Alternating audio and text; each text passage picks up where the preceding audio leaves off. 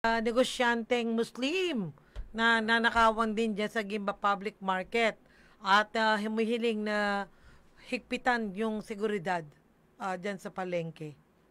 Arya Lea, balita mo yan.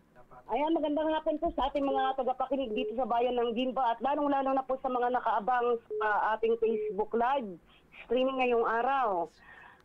Paglagay ng CCTV at paghihigpit ng seguridad ang hinihiling ng mag-asawang Muslim na negosyante ng mga cellphones at accessories sa dry goods section ng Gimba Public Market. Itong ating napag-alaman nito lamang nakaraang linggo nang makapanayam natin sina Mark at Jana Abubakar, ang mag-asawang Muslim na matagal ng negosyante sa nasabing pamilihan. Ayon sa mag-asawa, September 11, 2024, nabalitaan nilang bukas ang pintuan ng pwesto na katabi nila at hindi nakapadlock kung kaya't pinuntahan ito ng mga security guards at nakapangulo ng Vendors Association na si Ginoong John Cartagena. Makalipas ang ilang araw, September 16, 2024, nang mapagnakawan ang kanilang tindahan, 20 piraso ng mga cellphones, power banks at iba pa mga gadgets ang nawawala at paniwalang pinangay ito ng mga kawatan ng linggo ng gabi. Nasa halagang 40 mil pesos lahat ang halaga ng mga nawawalang paninda dahil mga bago ang natangay ng mga kawatan. Ayon kay Jana Abubakar, kanila namang ipinaalam agad-agad sa opisina ng market at ipinablatter din nila sa kapulisan ang pangyayari. Saka din idinulog kay Mayor Doc Lito Galapon ang pangyayari. Hanggang sa mga oras na ito ay hindi umano sila nakakarinig ng feedback mula sa mga kinauukulan kung ano ang ginagawang investigasyon sa mga nangyayaring nakawan sa palengke na tila pinataon tuwing Sabado at Linggo nangyayari ang nakawan sa loob ng palengke. Dagdag pa nila, malagyan na sana ng CCTV na hinihintay nila at madagdagan ang mga security guard sa gabi. Wala umanong curfew hours na nagaganap sa loob ng palengke pagsapit ng alas 7 ng gabi dahil minsan nga daw ay nasa 9 PM na nakakapagsarado ang iba, lalo na kapag may customer pa, partikular na sa mga salon na nakapwesto sa loob ng dry goods section. Mga natutulog din umano ang ibang security guards sa mga papag na nakahilera sa loob ng palengke. Hinihiling sana nila na ibalik ang dating patakaran ni Ginoong Abuan, ang dating market supervisor ng palengke na ipinasasagot sa mga bantay o security guards ang mga nawawalang paninda sa loob ng palengke kapag may nakawan na nangyayari para mas higpitan nila ang pagbabantay. Samantala, 7 kaso ng nakawan simula nitong buwan ng Setyembre, taong kasalukuyan, ang naitala ni Pastor John Cartagena, ang overall president ng Gimba Public Market Vendors Association. 3 sa wet market and vegetable section, 3 din sa dry goods section at ito na nga ang pinakahuli, ang pwesto ng mag-asawang Muslim at hanggang ngayon ay wala umanong nauulat na pagkakakilanlan ng mga kawatan na ito na umaatake sa loob ng palengke. Arya Lea para sa Balitang Lokal ng radyo nating Gimba 105.3 FM, tuloy-tuloy sa pagbabalita at serbisyo. Sama-sama tayo, Pilipino. Maraming salamat, Arya Lea, at tungkol dyan sa nakawan sa palengke, meron tayong interview kay Mayor Doc Lito Galapon. Panoorin po natin. Dumami yung nakawan sa loob ng palengke. Maraming mga blatter na ginagawa at nagre-report sa atin sa dami na nilalakawan. So, ang una kong ginawa, nagdagdag ako ng security sa palengke para matugunan yung pangailangan ng palengke kasi maraming nakawan, kaya kailangan ka magdagdag ng security. Nagdagdag ako ng 6 na security pa. Kaya nga nakikiusap ako sa Guniang Bayan na sana i-reconsider na rin nila yung CCTV para dagdag bantay sa lahat ng pwesto sa ating palengke. Iba kasi na may CCTV at yan ay talagang mayroon namang talagang pinaka-monitor. Isa lang na monitor na makikita nila, napapanood yung kabuuan ng palengke para makita kung mayroong mga hindi magandang nangyayari sa ating palengke. Kumbaga 24/7. Oo, 24/7. May command center yan eh. Pag CCTV yan, sa palengke, may command center. Andun lang yung nagbabatay sa command center. Makikita na yon yung monitor, kung ano yung lahat ng galaw sa loob ng palengke. Tapos yung mga security natin, andyan din nakaikot. Hindi maiiwasan na yung pagnanakaw sa loob ng palengke. para naman hindi na makawawa yung ating mga tindera ng ating palengke. So sa ngayon po, mga tao pa po muna yung umiikot. Tao yung umiikot. Kasi yung umiikot na tao, pag talikod nun, pwedeng sumalisi yung ang magnanakaw. Pero pag may CCTV, nakatutok na yun sa bawat kanto ng palengke. May command center, mayroong monitor na mapapanood na sa TV. Pag nakitang may hindi magandang galaw, matatakbo agad ng ating mga security guard. Pansamantala, mga security muna, pero hindi po yun talaga sasapatin. Hindi sasapat yun. Kailangan talaga CCTV. Para safe and secure. May nakamata agad sa bawat kanto, di ba? Okay. Thank you po. Okay, thank you rin.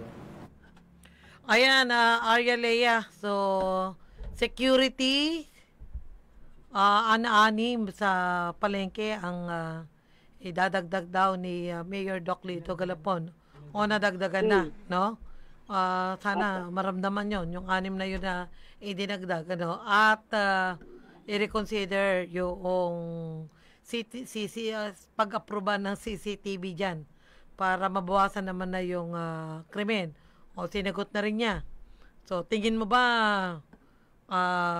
yung mga tindera at tindero dyan sa palengke, Arya Lea, ay mapapanatag na kung maipoprovide iyon? Ayan, kasamang diyan ang kukuhanan natin ng pulso sa kanila para marinig nila, marinig natin ang kasagutan nila. Hindi si Arya Lea ang makakasagot diyan, kasamang diyan. Wala naman pa akong pwesto sa palengke. Sila ang kukuhanan natin ng pulso. Sige magmula nga. sa wet market hanggang sa dry goods. Sige nga, kuhanan mo nga kasi una, yung magdadagdag ng 6. Basta magdadagdag kasi hindi natin alam kung nandun na o wala pa no? Na security guard, no? At sana maramdaman yung idadagdag na mga secure doon. Pangalawa, yung tututok daw na CCTV doon sa mga panindat ng yung mga salisigang na yan o grupo ng mga nagnanakaw ay makita na talaga ma-monitor. Kaya lang, yung sa CCTV, mukhang kinakailangang i-approve ng Sangguniang Bayan at nang matapos na yung problema dyan. Na siguro, mababawasan na i-report mong nakawan kapag nalagyan niya ng CCTV. Ano tingin mo doon? Opo. Sana nga po kasamang G. Kasi yung nire-request niya yung mahigpit na seguridad di ba? Opo. Yung dalawang kaparaanan na yon ay pwede talagang makatulong o yun na rin yung sagot sa pinoproblema ng mga tindera, ng mga negosyante diyan sa Tama. Sige. Kaya ang tanong lang paano kaya kung yung CCTV sa kabila ng hinihiling na konsiderasyon ng punong bayan ay hindi pa rin ibigay o ma-approve, So, ano kaya ang pwedeng mangyari doon, no? So, siguro, walang tulugan yan. Kung yung CCTV ay 24/7 na monitor mo, ay dapat yung security o hindi matutulog, tapos i-reinforce mo pa ng PNP. Diyan, tuloy-tuloy yung kanilang monitoring. Monitoring. Ilan ba yung pulis dyan sa palengke? Kasamang G, dito kasi sa compact, dito sa may terminal, ang pulis na nakabantay dyan pag gabi, 4 sila Di 4 lang. Umiikot ba? Opo, umiikot sila dyan kasamang G. Kaso nang matanong ko, itong mga nagtitinda sa dry goods section, ang kawasan daw na napapansin nila, nangyayari tuwing Sabado at Linggo, yung time na minsan walang naka-duting mga pulis at yung mga security guards ay kulang ang di pumapasok dahil yung iba daw ay walang pasok pag Sabado at Linggo. Kaya tiningnan ko rin yung data nung mga balita ko na pag nakawan, Sabado at Linggo nga kasamang G, laging Sabado at Linggo. May pattern. Parang lumalabas may pattern. So, yes. Ang rason ay yung mga security guard ay kulang o wala So, sabihin natin, wala, ano. Tapos, Opo. yung pulis, wala rin pagka weekend. Wala daw silang nakikitang nag-iikot kasi mayroong O, nag-testimony sa atin. tanungin mo yung pulis kasi ang pulis naman ay tuloy-tuloy yan. Nagkakaroon sila ng ng Pag-iikot. shifting, di ba? Kaya hindi dapat Opo. nawawala ng kapulisan dyan. Opo, Oo. kasi itong mayroong isang nag-repair ng mga cellphone at laptop, pangyayari noong September 11, kaya nga napicturean niya, nabidyoan niya, dahil pumunta daw siya, nag-surprise visit siya sa pwesto niya ng alas 2 ng madaling araw. Wala daw nakitang pulis, wala nga daw nakitang security guard sa loob, nag-ikot siya. Ngayon, yun nga, napansin niya na nakabukas yung pwesto doon sa kabila, kaya nagtawag siya ng mga security guards, kaya pumunta doon at tinawag si Cartagena. Nakabukas yung isang pwesto na hindi nakandaduhan. Ngayon, itinawag sa may-ari kaya nakandaduhan. Then, after 3 days, napagnakawan si Mark and Jana Abubakar. Oo nga, oo. So, may pattern. Oo, sige. Ayun, pakiusap naman ni Mayor ay reconsideration doon sa CCTV. Ngayon siguro kapag hindi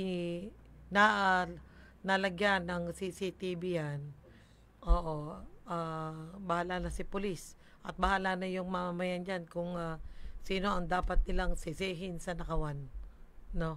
Dyan sa palengke. Sige, okay. Maraming salamat, Arya Lea.